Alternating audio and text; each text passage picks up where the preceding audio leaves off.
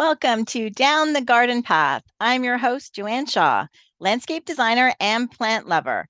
I enjoy discussing down to earth tips and advice to help you seasonally manage your garden and landscape. And I also aim to bring you interesting and relevant topics to educate you all about the landscaping and horticultural industry.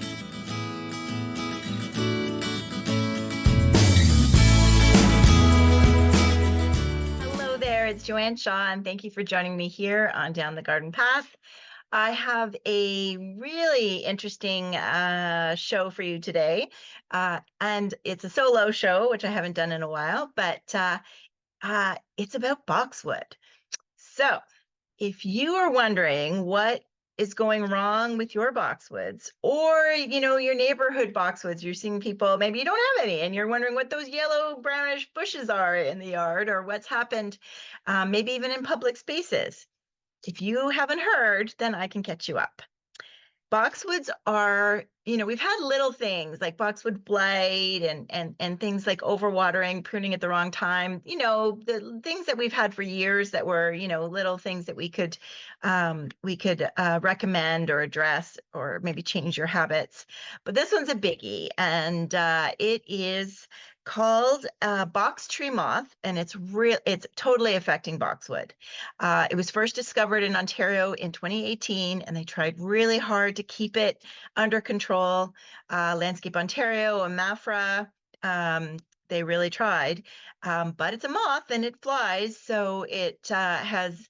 I didn't really see it in Durham Region until really hit last year in 2024. I had one client. I was shocked to see it in one client's garden in 2023. So it's here, and I'm afraid it may be here to stay. So let me walk you through it. Lots to talk about. So the adult moth lives about 14 days. That's it. But unfortunately, in those 14 days, they're very good flyers. So they can go 7 to 10 kilometers. So you can see how it's tricky to keep something like that under control. During the day, it'll rest on host plants like boxwoods, basically. Sometimes in other areas of a garden, knowing that boxwoods are nearby, and begin laying eggs. Eggs are laid on the undersides of the boxwood leaves, and each time it's like 10 to 20 eggs. Eggs hatch in 3 days. Can you believe it? And those young larvae, caterpillars, start feeding on the leaves right away. So let me just back up a bit and go back to grade school science. The life cycle of the moth consists of 4 stages: egg, larvae, pupa, and adult. So one adult female moth can lay up to 100 eggs on the underside of boxwood leaves during the summer, like its whole lifetime. So, and hatching, like I said, only begins after a week. Um, And so they start feeding, and depending on the temperatures and the food source, there could be 7 larval instars, like 7, times that same moth, lays eggs. So think of all those moths. So that's why it's one of the reasons it's also extremely hard to get on top of. It's just full, just the volume of eggs and caterpillars that it creates. Um, they also I was hoping that we would, a nice hard winter that we had, where it was longer, colder, lots more snow cover. But all the studies from OMAFRA, Ontario, I'll get you OMAFRA's initials in a second, but they Ontario Ministry of Food and Agriculture. So you're tracking this kind of stuff, and there doesn't seem to be, it survives the winter, and it has in other. It came from Asia, and it survives in cold temperatures there. So the damage to the boxwood is from the larvae or the caterpillar eating the leaves. Young larvae they can eat up the leaves. Sometimes the really young ones are just what we would call skeletonizing the leaves. So if you see that damage where it's not really eaten right through, so there's holes, but it's kind of eaten the green layer, and it's left this like little skeleton behind of a leaf. Those are the baby ones. then as they start to mature, then they really go down and eat the rest. And while they're doing this, they will be leaving this webbing behind. And so if you want to pause the show and go outside, if you have boxwood, and see if you can see any webbing or any chewed up leaves. It has been a cool May in this 2025, and the real season for them is May to September. So maybe the cool weather has delayed them a little bit, but I still think they're going to be a big issue for us. So if you see webbing, frass, which is their little poop, black-headed capsules, that's, as they grow, they kind of shed off because they've got a black head. They grow, and they are large. They're 4 centimeters. The caterpillars will grow to 4 centimeters, which is only 1.5 inches. And I honestly, when I first saw them in Whitby in 2023, it was way bigger than that. Like they were, if you're watching me on YouTube, I'm holding my fingers up. They're yellowish green, and they've got a black head with black stripes down them. They really are ugly and gross. So let's talk about prevention. It's really hard. There's really no way to prevent it. So I think the best is focusing on awareness. Restrict moving boxwoods. So if you think they're dying here and you take them up to the cottage, you don't think they'll survive up there, don't do that, because then you're just helping them by moving them somewhere else. So it really is awareness and letting people know, and so that everybody could either remove their boxwoods ahead of time, look at some preemptive things like, and I'll talk about the only treatment we have is to really kill them at the caterpillar stage. So, like I said, they're very noticeable as they grow. So if they hide in behind the webbing and things like that, and they overwinter in the webbing. And so you really have to do a good look to see, to find them. But and I have seen them literally in a weekend, like decimate a 4-foot high hedge and 6-foot long, like the ferocious eaters. The moth is also, so the moth is a good size as well. So the moth is also 4 centimeter or 1.5 inch moth. But I don't hear many people talk about seeing the moth. I think maybe it flies at night, which many moths do. It's really the caterpillar. So, and the problem is, like, the babies are eating, the teenagers are eating, the adults are eating. They're all at all different ages still eating the same shrubs. And sometimes you could have, one shrub could have a variety of different stages of caterpillar in their shrub, in the boxwood. So you can see how it can act so fast. So the only control right now is a biological control, and you're probably maybe familiar with BTK, is what we used a few years ago for the gypsy moth or the LDD moth, to treat that. So it is not a chemical, it is a biological that only affects caterpillars. So if you spray it on your boxwood leaves, and before the caterpillars start eating, then it is effective. So if you have a whole hedge or a lot of boxwood in your yard, I think it's going to be really hard to stay on top of it. If you have a couple key ones, I have good friends and neighbors across the street, they've just got 3 or 4 in their front that I designed for them in their front yard. And he's really going to try. He tried last year, and because it's such a visible spot for them, they can kind of stay on top of it. But you can try removing them by hand, gross. But I think that's, again, if you've got them in various areas of your yard, and large quantity of them, you can either wait for the boxwood caterpillars the tree moth caterpillars to kill them, or you can get ahead of it and remove the boxwoods. So you'd have to be very diligent with the spray. So you would start spraying mid-May. So when it stops raining here, because it is mid-May, but we were going through a bit of a rainy time. So start spraying.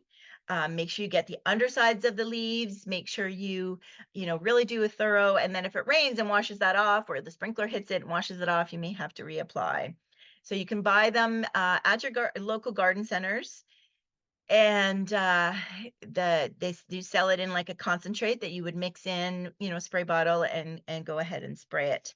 Now, don't worry. I know there's people that will say, but then you're killing the good caterpillars. Um, Boxwoods really do not attract any, and they never have attracted any pollinators. There's no reason. So if you're concentrating with BTK on your boxwood, there's no issues of damaging or harming pollinators and pollinator caterpillars.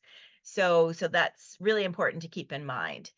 Um, what else you can do if you're someone who has removed it already and you're wondering what else you can plant, it is a challenging thing because boxwoods did a lot, right? They were slow growing, they grew in the shade, they grew in the sun, they didn't need a lot of water, they didn't need a lot of babying, so it is a tough plant to replace. There are a couple of options. Anybody who knows me well that I love yews. Um, and I never have planted boxwoods for myself. I've always planted yews. But my fear is, and that's what's happening, is that everybody's replacing their boxwoods with yews. And I just worry that when and if something comes for the yews, then we're all going to be back in that same position. So I think diversity, I think we learned that with the emerald ash borer, right? Diversity, not just relying on one plant to make a statement. So yes, you can do yews. And the cool thing about yews is there's different types that grow differently. Like dense yews grow low and wide, hills yew grow a little taller and wide, and then you've got Hicks yews that grow more upright. And then there's some spreading yews as well, ground cover, Monlow. I love ground cover type yews. So that's it for yews. The other thing is globe cedars. So little giant, I'm not a big fan of the really big ones that I find they kind of, as they age, they just kind of start flopping open and they're not really a globe anymore. So you can look for little giant, which would give you that roundness, that box. If you kept your boxwoods nice and round, it wouldn't make it into a hedge if you're looking for something for a hedge. It would, so that's something, little giant cedars. And if you have a protected area, strong box holly is similar to the leaf structure of a boxwood. A little more oval shaped, I find, but equally like slow growing. But I feel like they need a much more protected space. And depending where you are, so 5B, they're still getting a little bit beat up over winter, but if you're warmer than that, then that may be fine. Or if you have them in a really protected spot, that's a nice alternative. Slow growing, but the hardiness is something I worry a little bit about. Also, there's Japanese Pyrus, Pieris, which is a cool plant, and I do put in people's gardens. Also needs some protection from wind, but it has evergreen leaves, very different than boxwood, but really nice, still compact shape. And it's good if you're just wanting one or two. Again, not really to make a hedge, although I think you could probably make a low hedge in a protected area. The cool thing is it flowers this time of year. So it's flowering early May. It's sometimes called lily of the valley shrub because the flowers look like cascading lily of the valley. And some varieties, the new growth is red. So it's kind of nice in that it has a bit of seasonal interest. You've got a little bit of spring flower, some foliage interest, and the leaves stay green through the winter. But it also doesn't like wind, will dry it out very quickly. So a protected area, and will grow sun to part shade to shade, really. Probably does best in the middle there of part shade, but depending on how good you are at taking care of it. So those are my suggestions. My other suggestion is to maybe, focus on other things instead of boxwood, looking at maybe adding some more. There's dwarf hydrangeas. I'm trying to make a hedge of dwarf mock orange, a new variety that came out a couple years ago. And things like dwarf lilac is also bloomerang, can be kept, like everything's going to be a little bit more work than boxwood was to keep it small or keep a hedge. So the hedge part is tricky, but if you had boxwood as ornamental areas in your yard, then there are some other suggestions. And if you want more, you can always reach out, and I'll be posting some pictures of my ideas throughout my season. So follow along on social media, Instagram. Well, I will post as much, as well as my newsletter. If you'd like to get an email once a month, I promise, no spamming. I let you know what to do in your garden when, and what not to do when, and I give some tips on things like this, on what to plant instead of boxwood. So, and if you didn't know, I am on YouTube, so you can check out Down the Garden Path podcast. You can even listen to us there, and even see me on video talking to my guests, or in this case, talking by myself to you in my office. So I'd love to have you tune in on YouTube, or download the podcast. So I hope this has helped you. I hope if you have boxwoods, you can, make that decision whether you're going to see what happens, or whether you're going to just preemptively go out and get something else, and get ahead of it. Um, Either way, good luck. And depending on where you are in Ontario, I mean, I know that GTA, so you might be farther north. Just so I want people to know it's still coming for you, because again, they can fly 14 kilometers, in their 14-day life cycle. So yeah, again, if you have any questions, please comment on the show, and I will do my best to answer your questions. There is a lot of, I'll put some information in the show notes. Um, um, Canada Food Inspection Agency has some information. Landscape Ontario has information, and OMAFRA has information as well. If you want to see pictures and diagrams, that might help you ID it as well. So that's all. Thanks everybody for joining me for this quick segment on box tree moth, and I will speak to you soon. Thanks again for joining me down the garden path.